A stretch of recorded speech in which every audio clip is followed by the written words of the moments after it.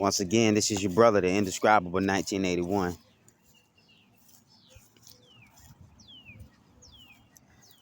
You know, a lot of people often wonder why you can't take certain animals out of the wildlife and bring them home and make them pets. And I've heard a lot of people say, you know, whether it's a lion, a monkey, a pit bull, a dog, or just a wild animal, period. Some wild animals you can't take home and make them pets. If you do, it'll only be temporary. Why? Why? Because it's in the animal's DNA to start getting aggressive, to start attacking, to start just being like a wild ass jungle animal. And ain't nothing you could do about that. You got a lot of people out here try to play scientists and do things that, you know, they know scientists do. Scientists try different experiments and stuff. You know, a lot of these pharmaceutical scientists, they try a lot of things that they know that'll affect certain races of people. This is why we were always experimented on, but we still here. We still flourishing. And but I realize a lot of times people say things like that because it's in the animal's DNA. It's in the animal's DNA to eventually rebel,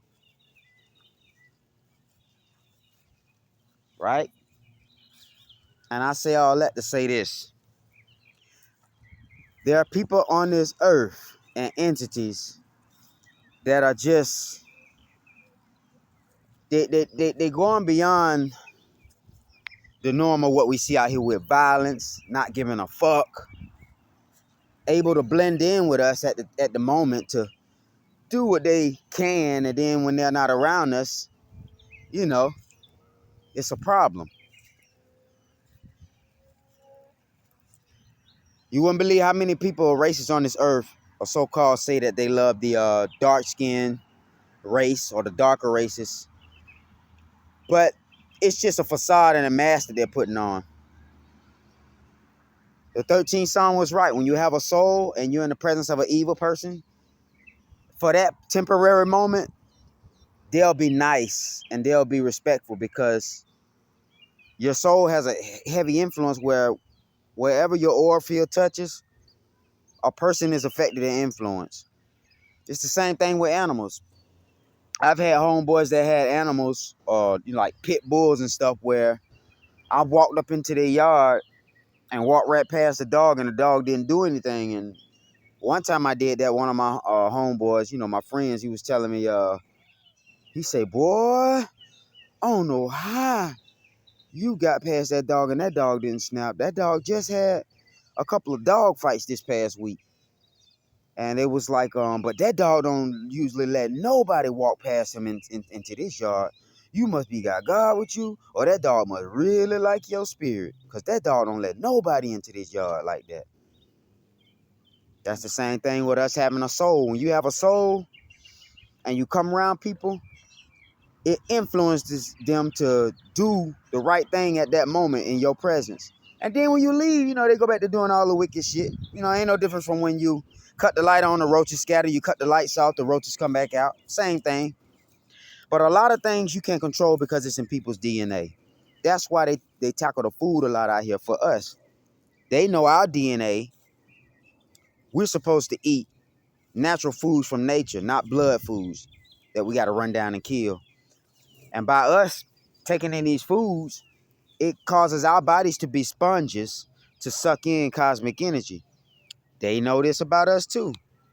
It's amazing how people study other people, anatomy, races, bloodline, and then they know how to move forward and do what they need to do.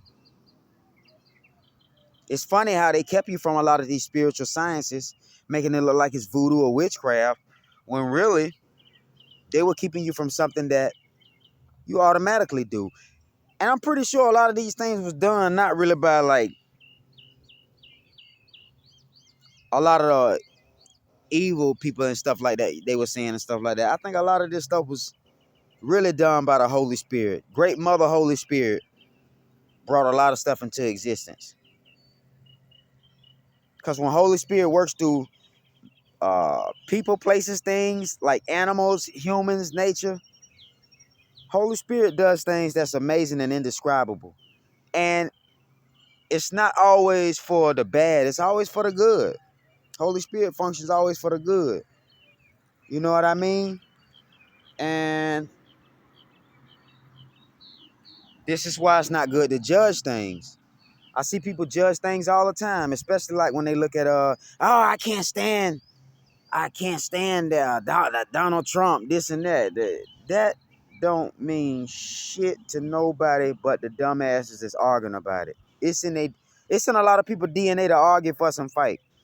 It's in a lot of people's DNA to eat red meat with blood and rare, medium rare. I like the blood. It's in a lot of people's DNA to be sick-minded.